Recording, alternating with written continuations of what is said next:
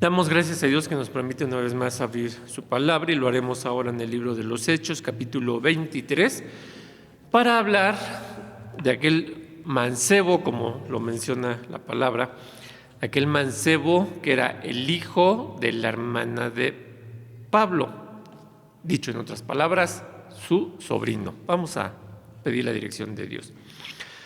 Padre nuestro, te damos gracias porque nos permites abrir tu palabra y meditar en ella, aprender cosas nuevas. Siempre, Señor, hay algo nuevo para nuestras almas, para nuestras vidas. Sé tú el que nos dirijas a través de tu Santo Espíritu, porque te lo pedimos en nombre de Cristo Jesús. Amén. Gracias a Dios que nos permite abrir su palabra y realmente a veces, o muchas veces, encontramos cosas nuevas que leemos y no nos habíamos percatado de ellas y las pasamos como cosas no tan importantes y pues bueno, todo lo que está en la palabra de Dios es importante. Por eso es necesario escudriñar, estudiar, ver qué es lo que dice la palabra de Dios. El apóstol Pablo se presenta ante el concilio y, como se dice la palabra de hoy, hay un complot. No se usaba la palabra complot, pero sí había un complot contra el apóstol Pablo, porque dice en los versículos 13, 14 y 15 que eran más de 40 los que habían hecho esta conjuración. Era un complot. ¿Qué habían conjurado? Dice, los cuales se fueron a los príncipes de los sacerdotes y a los ancianos y dijeron, nosotros hemos hecho voto debajo de maldición, que no hemos de gustar nada más hasta que hayamos muerto a Pablo. Ahora pues vosotros, con el concilio, requerid al tribuno que le saque mañana a vosotros como que queréis entender de él alguna cosa más cierta, y nosotros, antes que él llegue, estaremos aparejados para matarle.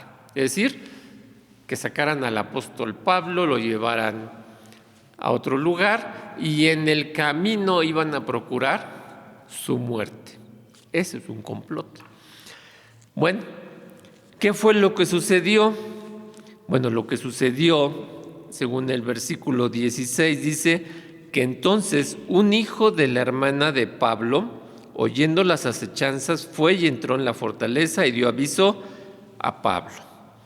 No se menciona el nombre de la hermana, no se menciona el nombre del hijo, no se menciona la edad del muchacho, simplemente se dice un mancebo. Un mancebo pues estaría comprendido entre los 10, 18 años y bueno, pues el muchacho dice que escuchó. El nombre no importa, lo que importa es lo que hizo. Así como a Dios le importa lo que hacemos, no que nuestro nombre esté en algún lugar en la historia de la iglesia, porque finalmente lo que hacemos está escrito allá arriba. Eso es lo que interesa, que lo que hagamos, Dios sepa lo que hacemos, pero lo sepa porque nos está usando, no porque yo quiera aparecer en la historia, sino porque realmente estamos haciendo la voluntad de Dios. Qué difícil es conocer la voluntad de Dios cuando no lo buscamos y queremos hacer nuestra voluntad y queremos que Dios apruebe lo que estamos haciendo, nuestros planes. Y yo muchas veces he comentado, lo que hay que hacer es buscar cuáles son los planes de Dios para mí, antes de decir que Dios apruebe mis planes. Repito, lo importante es saber cuáles son los planes de Dios y que yo entre en los planes de Dios y no meter a Dios en mis planes. Yo en los planes de Dios.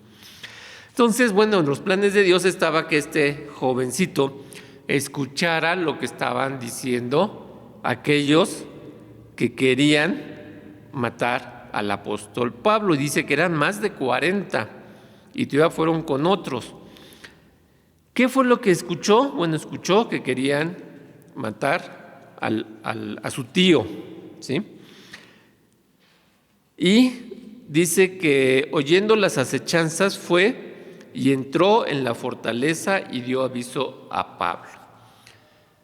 Si nos ponemos a pensar y y tratamos de imaginarnos lo que dice realmente. Dice, cuando dice que entró en la fortaleza, bueno, no entró a una casa cualquiera ni a un lugar cualquiera.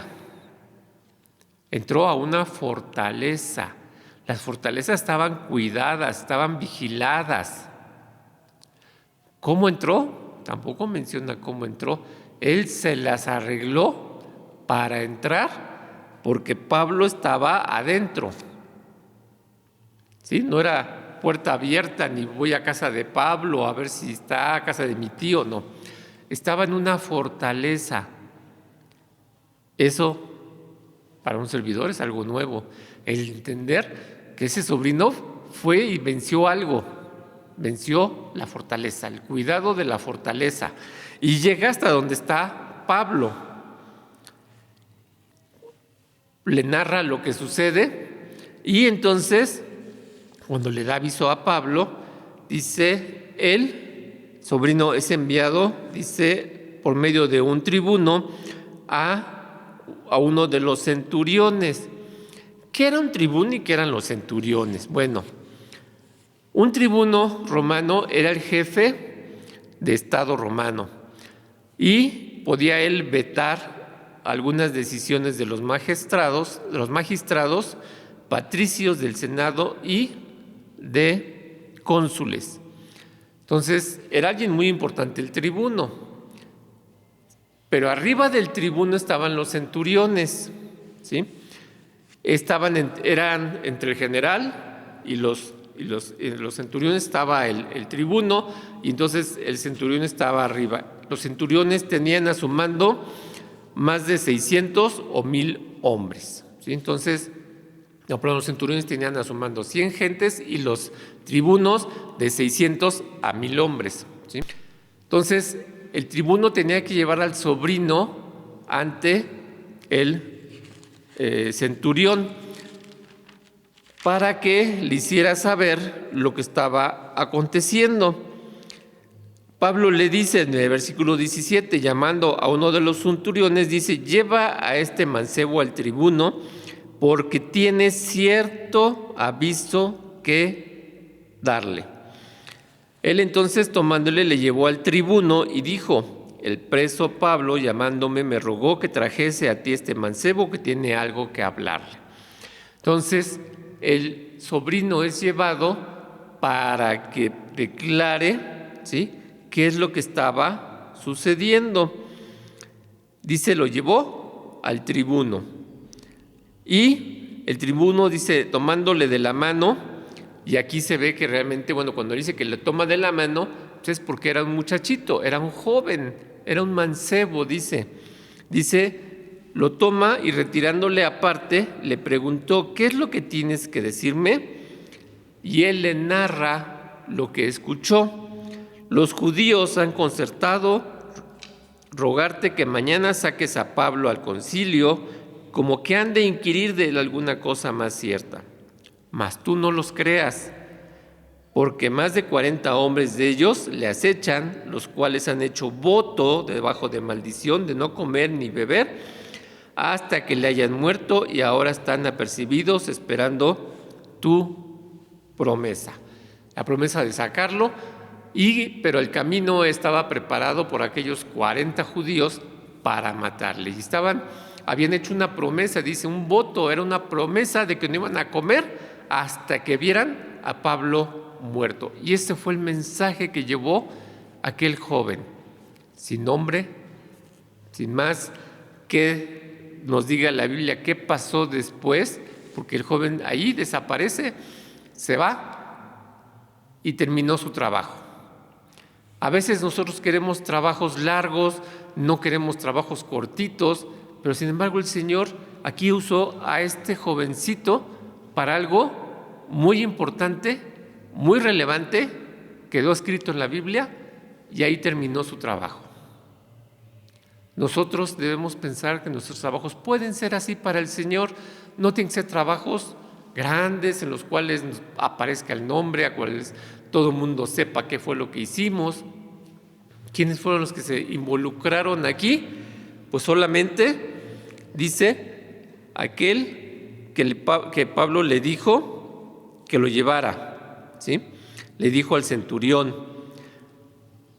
lo llevó al tribuno y nada más fueron los que se enteraron de lo que hizo aquel jovencito. Algo muy importante.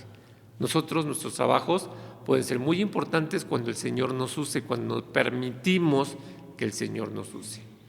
Quiera el Señor usarnos para trabajos cortitos, pero para Él, para su obra, no para nuestra exaltación. Que Dios nos bendiga. Señor y Padre nuestro, te damos gracias porque nos permites ver en tu palabra cómo tú usas, Señor, a aquellos personajes que solamente un momento, Señor, tú los usaste para algo muy importante. Úsanos, Señor, usa nuestras vidas para servirte, para glorificarte y que podamos ser dóciles a obedecer tu palabra. Por Cristo Jesús te lo pedimos. Amén.